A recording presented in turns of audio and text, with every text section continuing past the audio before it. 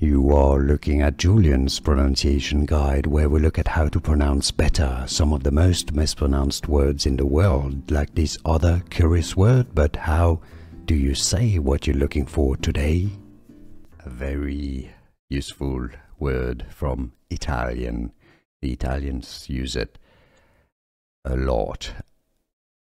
It's pronounced as allora. Allora. It means like then, or yeah, it's like I don't know how to explain it. Allora.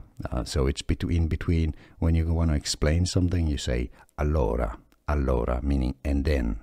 Allora. Here are more videos on how to pronounce more confusing words and names too many mispronounced. Like this video if you found it useful. I appreciate your support. I'll see you soon and thanks for watching.